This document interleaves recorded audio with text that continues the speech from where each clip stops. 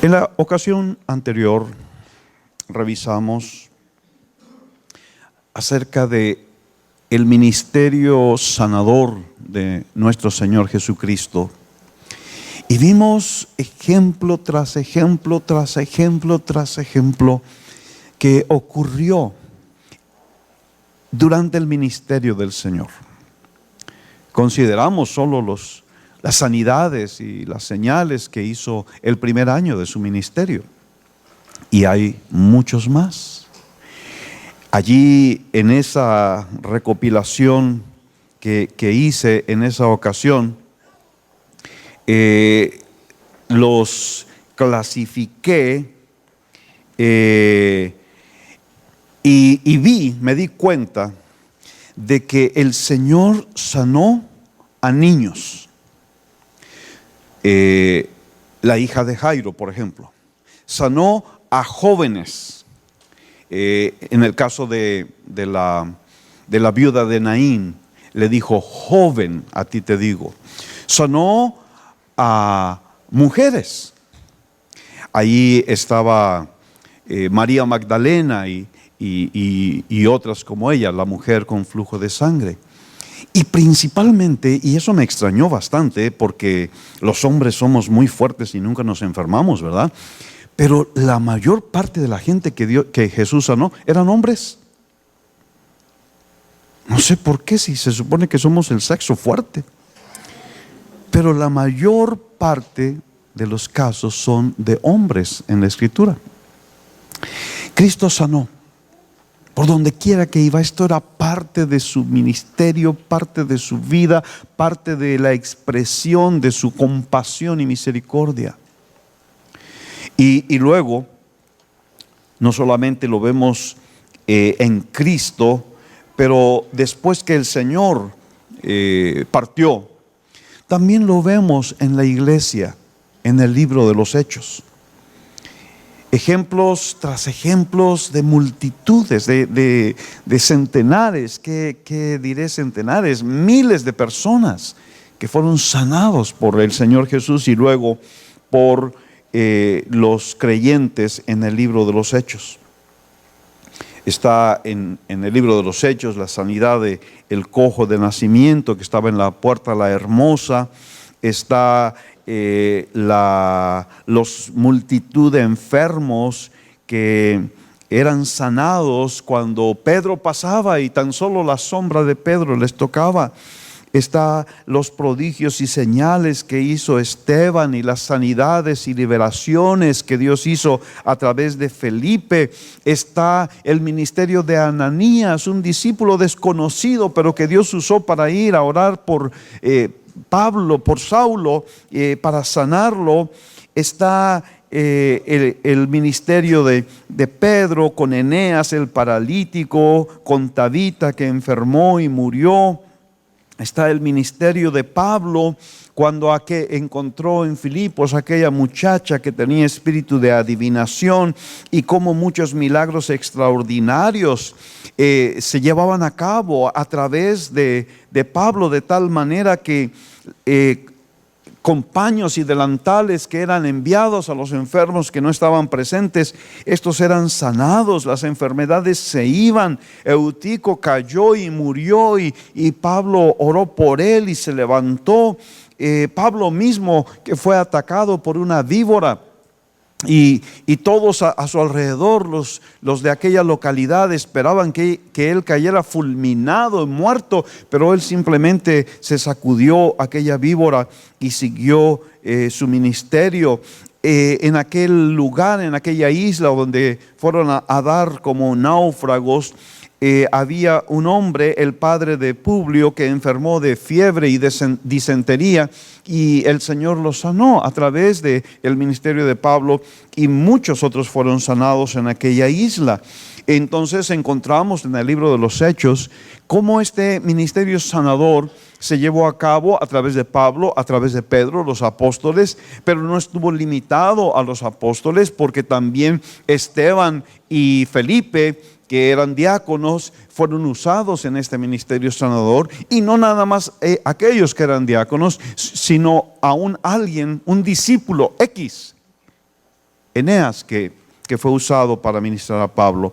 Entonces, hay una constante, tanto en los evangelios como en el libro de los Hechos, y después en la historia de la iglesia, que muestra el corazón de Dios, el corazón de Dios para sanar a aquellos que están pasando enfermedad. Ahora, ¿por qué? ¿Por qué podemos ser sanados? Hay una declaración triple en la Escritura. Y este es un concepto muy importante que le da solidez, porque la Biblia misma dice que todo asunto debe de ser basado en el testimonio de 2 o 3 testigos. Y el Señor puso 3 testimonios en este asunto. El primero de ellos, la piedra fundamental de este ministerio sanador, se encuentra en Isaías 53. Isaías 53 habla acerca de la obra de nuestro Señor Jesucristo, de la obra especial, gloriosa, maravillosa que Él haría en la cruz. Y en el versículo 4 nos dice: ciertamente llevó Él nuestras enfermedades y sufrió nuestros dolores, y nosotros le tuvimos por azotado, por herido de Dios y abatido. Mas Él herido fue por nuestras rebeliones, molido por nuestros pecados. El castigo de nuestra paz fue sobre Él, y por su llaga fuimos nosotros curados. Todos nosotros creemos, y esto es la esencia de nuestra fe y de nuestra relación con Dios, y es la piedra fundamental. Creemos que Cristo murió en la cruz en nuestro lugar para llevar allí nuestro pecado. ¿Tú lo crees? ¿No es verdad? Esto es una verdad inconmovible. Si nosotros queremos venir a ser parte de la familia de Dios, si nosotros queremos venir a recibir el perdón, la salvación, la vida eterna, este es el camino. Necesitamos creer que Cristo, el Hijo de Dios, vino a este mundo, se hizo como nosotros y fue a la cruz en nuestro lugar para llevar allí el castigo que nosotros merecíamos por nuestro pecado. Esto es fundamental. Si alguien no cree esto, ese alguien no tiene parte en el reino de Dios. Es vital creer que Cristo, el Hijo de Dios, que se hizo hombre, se identificó con nosotros, sufrió en semejanza nuestra toda tentación y fue a la cruz. Y allí Él sufrió, allí Él llevó el castigo. Él fue castigado, Él fue azotado, Él fue abatido, Él fue herido por nuestros pecados. Qué cosa tan gloriosa. Podemos tener perdón, podemos tener libertad. Alguien pudiera pensar, y eso fue el error de Caín, alguien pudiera pensar: mi pecado es demasiado grande para ser perdonado. Pero las buenas nuevas, esos son las buenas nuevas. Cristo llevó en la cruz nuestro pecado. Nosotros, con nuestra mente, nuestro criterio, podemos pensar que hay pecados grandes y pecados chicos. Podemos pensar que hay pecados que seguramente podré ser perdonado de este, pero de aquel, ¿quién sabe? ¿Sabes? Cristo llevó en la cruz nuestros pecados. Él se hizo pecado. Él llevó sobre sí mismo todo nuestro pecado, cualquiera que sea su tamaño. Pecado es pecado, sencillamente. Y Cristo lo llevó. Y nosotros podemos tener perdón. Yo creo que una de las sensaciones más hermosas que hay en la vida es sentirte limpio. Así que después de que has quizá estado trabajando y sudaste y te esforzaste y quizá trabajando en la tierra, no sé qué, y terminaste todo cochino. Qué sensación tan hermosa es bañarte y quedar limpio en tu cuerpo. Y hay una sensación más hermosa todavía: saber que estabas sucio de pecado, estabas cochino, estabas archicochino, apestoso, porque el pecado es apestoso. Y qué sensación maravillosa, qué cosa tan impresionante venir a la cruz de Cristo y recibir el perdón. La Biblia dice: la sangre de Cristo nos limpia de todo pecado. Eso es maravilloso. Me maravilla aquí, en este pasaje que acabamos de leer, que la primera cosa que se menciona aquí no es el pecado. Déjenme leérselos otra vez. Cristo en la cruz ciertamente llevó Él, ¿qué llevó? Nuestras enfermedades. Y sufrió, ¿qué sufrió? Nuestros dolores. ¡Wow! Este es el corazón de Cristo. Este es el anhelo de Cristo. Este es el deseo de Cristo. Él llevó. Cuando dice nuestros,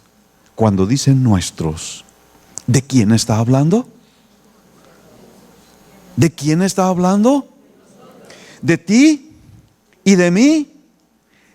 Nosotros somos nosotros. Ciertamente Él llevó nuestras enfermedades y sufrió nuestros dolores, y nosotros le tuvimos por azotado, por herido de Dios y abatido, mas el herido fue por nuestras, ¿ahora qué es? Rebeliones, molido por nuestros pecados. El castigo de nuestra paz fue sobre Él, y por su llaga fuimos nosotros curados. ¿Qué es tu respuesta a esta pregunta? ¿Crees que el sacrificio de Cristo en la cruz, su sangre derramada en la cruz, es suficiente para limpiar tus pecados? Ok. En aquella ocasión, cuando llevaron un paralítico, que lo metieron por el techo, lo primero que el Señor Jesucristo hizo fue algo raro. Dijo: tus pecados te son perdonados. Y los religiosos que estaban allí dijeron: ¿y este qué se cree? Este está bien lurias. Ha de pensar que Él es Dios. ¿Quién tiene autoridad para perdonar pecados sino solamente Dios? ¿Qué se cree este hombre? Y sabiendo el Señor lo que ellos pensaban, entonces les dice: ¿qué cosa es más difícil? Decir, tus pecados te son perdonados, o decir, levántate y anda. Yo tengo la respuesta para eso. Para mí es muchísimo, inmensamente más fácil decir, tus pecados te son perdonados. Dios te perdona. Pero decir, levántate y anda, para mí, eso está imposible. Para mí. Pero Cristo dijo, para que sepan que yo tengo la potestad, yo tengo la autoridad, yo tengo el poder, yo tengo el derecho de perdonar pecados. Entonces le dijo al hombre, levántate y anda. Y aquel hombre se levantó. Porque Cristo en la cruz había de pagar el precio para las dos cosas. Para ganar nuestro perdón y para darnos sanidad, una solución a la enfermedad. Que la enfermedad misma es un resultado del pecado en la vida de la humanidad. Ahora, ese es el primer testimonio y es un testimonio poderosísimo. Pero creo que el Señor quería que no quedara lugar a dudas, porque quizá Él sabía que a alguien se le ocurriría decir, bueno, eso era el profeta Isaías del Antiguo Testamento que no tiene que ver con nosotros en el Nuevo Testamento. Y entonces que le pone a escribir a Mateo en el capítulo 8, versículo 16. Cuando llegó la noche, trajeron a él muchos endemoniados, y con la palabra echó fuera a los demonios y sanó a todos los enfermos, para que se cumpliese lo dicho por el profeta Isaías, cuando dijo, Él mismo tomó nuestras enfermedades y llevó nuestras dolencias. Cuando desfilaba la multitud de enfermos y el Señor Jesús estaba ministrando allí, en este caso dice que con la palabra. El otro domingo revisamos una ocasión en que multitud de enfermos vino, y allá nos decía que puso su mano sobre cada uno de ellos y los sanó. Pero en esta ocasión vemos una manera diferente en que Cristo hace las cosas. Ahora lo hace con la palabra, dando la palabra de autoridad, la palabra de fe, la palabra de poder. Dando la palabra, Él sanaba a todos los enfermos. Y entonces Mateo, inspirado por el Espíritu Santo, escribe esto para que se cumpliese. Esto es un cumplimiento. Isaías no habló de alguien más. El siervo del cual Isaías estaba hablando era precisamente Cristo, el Hijo de Dios. Y este es el que había de llevar nuestras enfermedades y nuestras dolencias. Este es el testimonio de Mateo, el segundo testimonio. Pero el Señor dijo, no, seguramente que por allá en el siglo XXI habrá algunos que digan, no me conformo con dos. Es que Cristo todavía no había muerto en la cruz cuando Mateo escribió esto. Vamos a ver entonces un tercer testimonio. Primera de Pedro, capítulo 2, el versículo 21.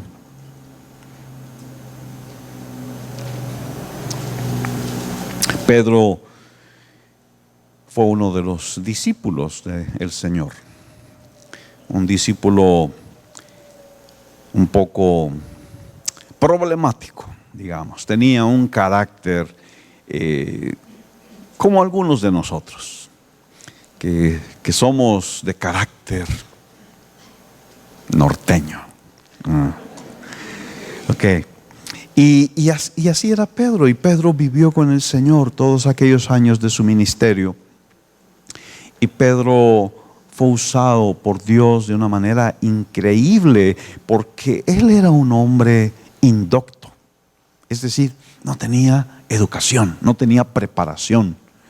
Y sin embargo, cuando el Espíritu Santo vino sobre él, ocurrió una transformación impresionante, de tal manera que las autoridades que lo llamaron a cuentas se quedaron sorprendidos y decían: wow, ¿qué pasó aquí? Porque estos hombres, Pedro y Juan, pues eran unos pescadores que no tenían mayor educación. Sin embargo, mira cómo hablan, mira cómo se expresan, mira qué argumentos tan sólidos, mira qué testimonio. Algo impresionante pasó en Pedro cuando el Espíritu Santo vino sobre aquellos 120 y fueron bautizados.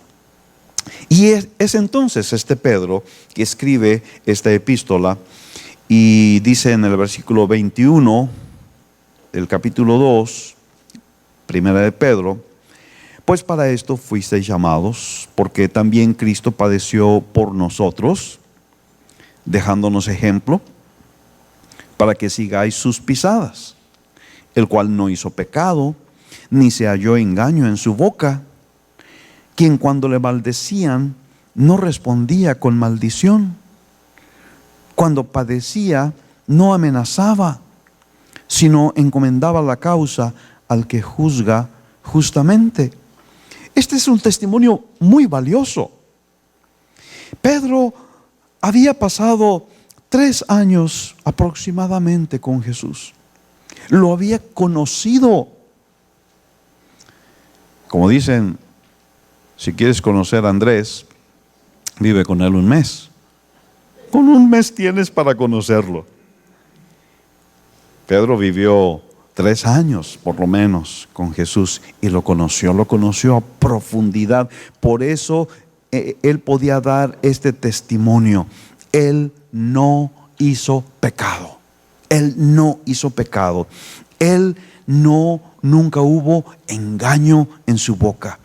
Él, cuando le maldecían, no respondía con maldición.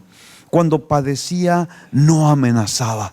Qué testimonio precioso que Pedro está dando aquí del Señor Jesús. Y dice: Él, quien llevó él mismo nuestros pecados en su cuerpo sobre el madero, para que nosotros, estando muertos a los pecados, vivamos a la justicia. Esto es el plan de Dios de todo el programa. Desde el jardín del Edén, cuando el Señor sacrificó aquel cordero después de que Adán y Eva pecaron, el Señor les dio una lección gráfica de su plan, de que era necesario el sacrificio de un cordero inocente. Era necesaria que la sangre inocente fuera derramada para cubrir el pecado de Adán y Eva. Y ese mensaje es el mismo mensaje desde Génesis hasta Apocalipsis. Uno se pregunta: ¿por qué Dios se agradó de la ofrenda de Abel, pero no se agradó de la ofrenda de Caín? Bueno, no sé, si Caín sembró calabazas, seguro agarró las más bonitas para llevarlas a esa ofrenda. Si sembró, no sé, otra cosa, seguro llevó lo más bonito del fruto de la tierra para llevar a esa ofrenda. ¿Por qué Dios no se agradó de la ofrenda de Caín? Hay una razón muy clara, muy importante. Abel recibió la enseñanza que Dios le dio a Adán y que Adán le transmitió a sus hijos, y creyó y aceptó su necesidad de un redentor, su necesidad de una sangre que cubriera su pecado, y en una forma de fe, con una visión hacia el futuro, Abel vio a Cristo en la cruz y su sangre derramada. Caín oyó la misma lección, tuvo el mismo testimonio, pero él dijo: yo tengo otro camino, yo tengo otra manera, yo no necesito sangre, yo no necesito sacrificio. Aquí están estas buenas calabazas o manzanas o uvas o lo que haya sido. Ese es el camino de Caín. Pero el camino de Dios va por la cruz, pasa por la cruz, pasa por el sufrimiento de Cristo en la cruz, pasa por la sangre derramada que nos limpia de todo pecado. Y esto es lo que Pedro nos testifica aquí, que Él mismo llevó nuestros pecados en su cuerpo sobre el madero, para que nosotros, estando muertos a los pecados, vivamos a la justicia, y por cuya... como que Pedro dice, aquí hay una segunda cosa que no quiero que pase desapercibida, no quiero que se les olvide, quiero que lo tengan muy presente. No solamente llevó nuestros pecados, sino dice, por cuya herida fuisteis sanados. Esto es algo asombroso. ¿Cómo dice? Por cuya herida, ¿qué dice? Habéis sido sanados, fuisteis sanados. Es decir, ya es algo hecho, es algo que no es una mera posibilidad, sino que es un hecho consumado. Por cuya herida fuisteis sanados. Este es el tercer testimonio. Esto es el sello que Dios ha puesto sobre esta verdad.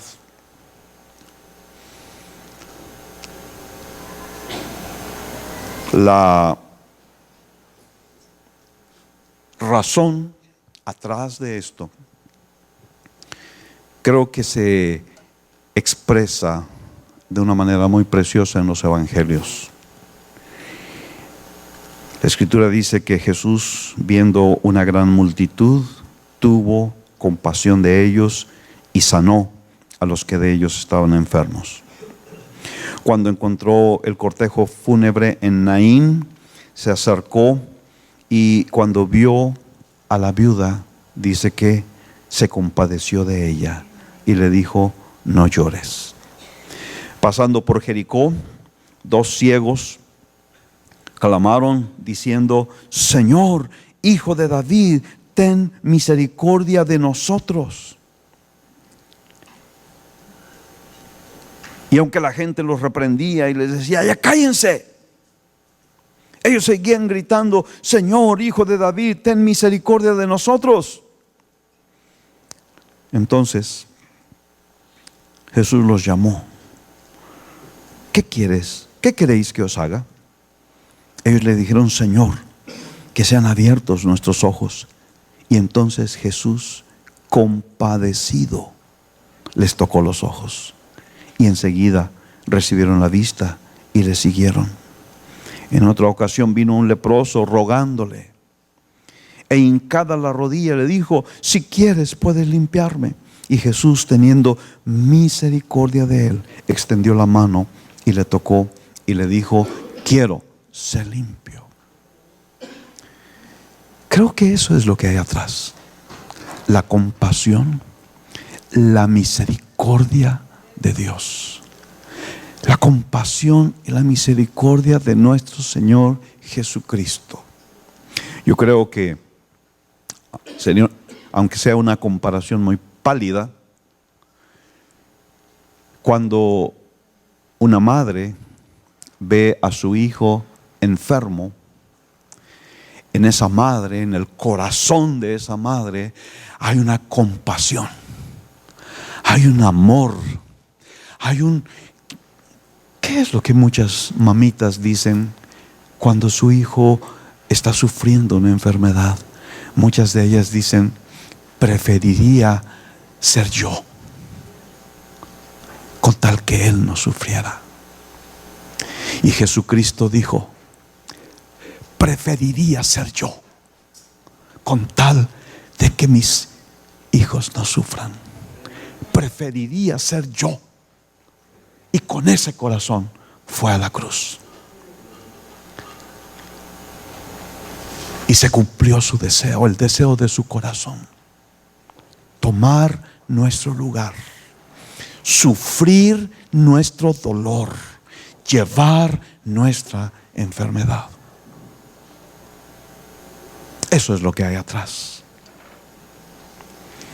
Como hemos visto, Jesús tiene el poder y la autoridad. Él tiene el poder y la autoridad para sanar.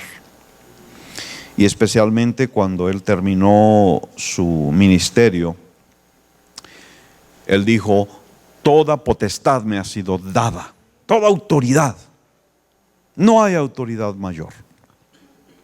En una ocasión, un centurión que tenía a su siervo enfermo, lo llamó y le rogaba, le pedía a través de mensajeros que viniera a sanar a su siervo, porque lo amaba. Y la situación fue cambiando hasta que el centurión se dio cuenta de algo. Momento, dijo. Yo soy un hombre bajo autoridad. Él era un militar. Él tenía el ejercicio de la autoridad y el poder respaldado por el Imperio Romano. Y entonces él razonó. Dijo: cuando yo le digo a este, ve, ¿qué es lo que él hace? Pues va. ¿Por qué? Porque yo tengo la autoridad. Si le digo a aquel otro, ven, ¿qué es lo que aquel otro va a hacer? Él viene. ¿Por qué? Porque tengo la autoridad. Y entonces el centurión dice: yo sé que tú eres un hombre de autoridad. El centurión reconoció la autoridad del Señor Jesús y entonces le dijo: Señor, nada más di la palabra y mi siervo sanará. Y el Señor se maravilló al ver esa fe, al ver esa confianza, al oír esa declaración. Es que el Señor tiene la autoridad para sanar, para echar fuera demonios. Tiene toda autoridad. Ahora, ¿qué hizo el Señor con esa autoridad? En primer lugar, se la delegó a sus 12 discípulos. En Mateo capítulo 10 dice que llamó a los 12 y les dio autoridad sobre los espíritus inmundos. Es Mateo 10, versículo 1, para que los echasen fuera y para sanar toda enfermedad y toda dolencia. ¿Qué le dio a los 12? Les dio autoridad. La autoridad de Cristo delegada en sus 12 apóstoles. Ellos tenían autoridad para sanar enfermedades y para echar fuera demonios. No por ellos, sino porque Cristo les había dado esa autoridad. Después llamó a 70. Lucas capítulo 10, versículo 1. Dice allí: después de estas cosas, designó el Señor también a otros 70, a quienes envió de 2 en 2 delante de él a toda ciudad y lugar donde él había de ir.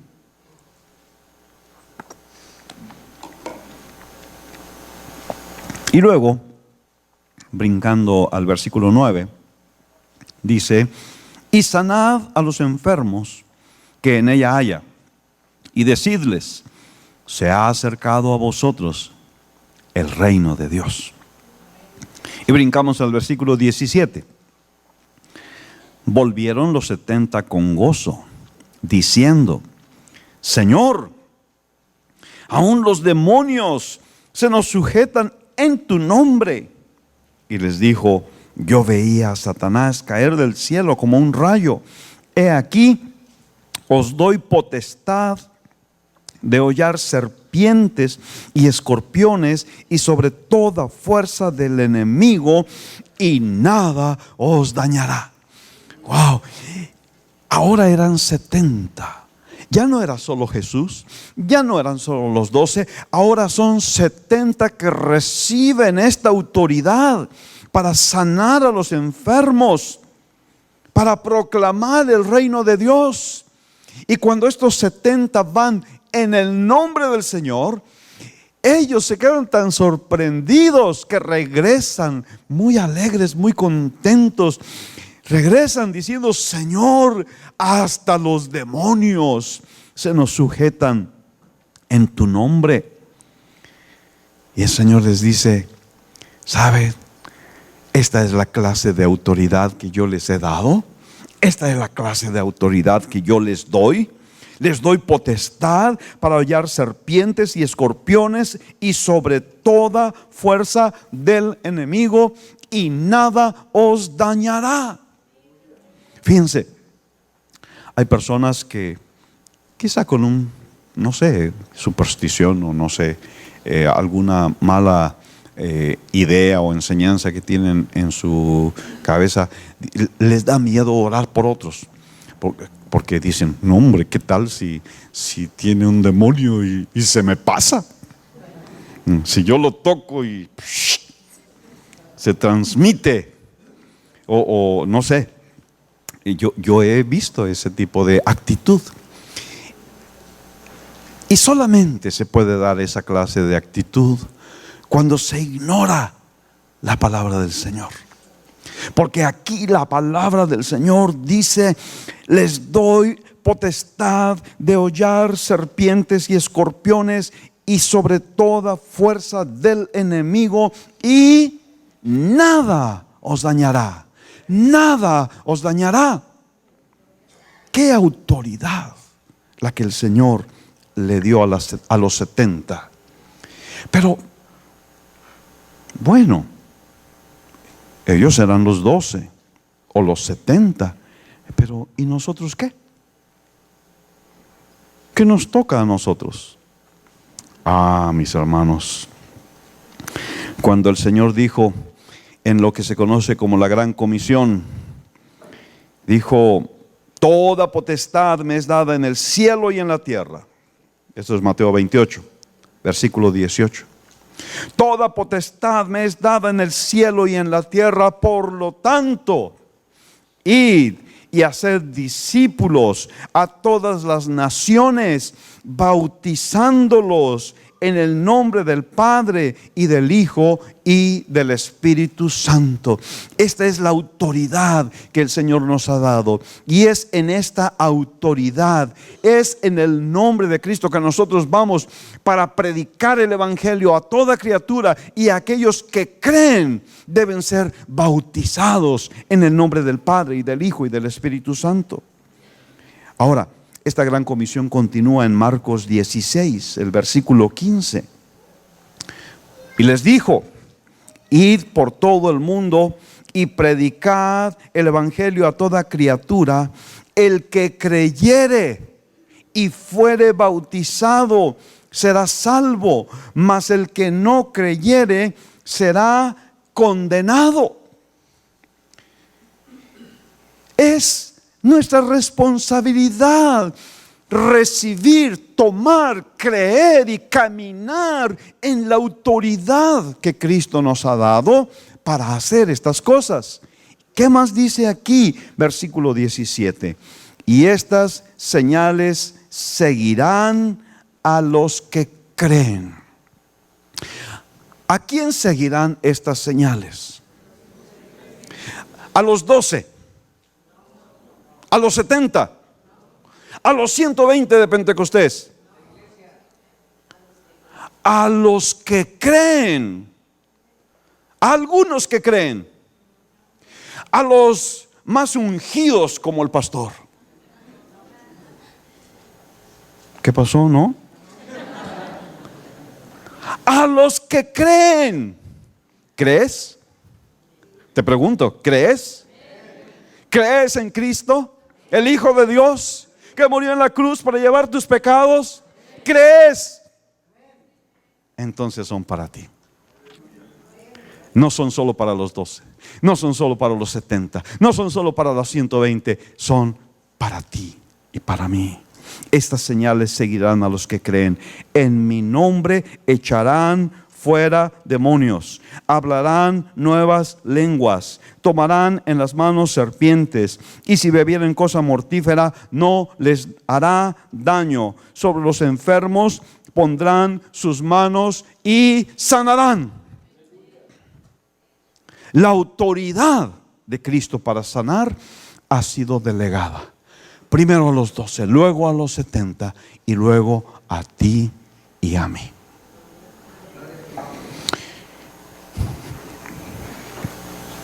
Yo quiero invitarte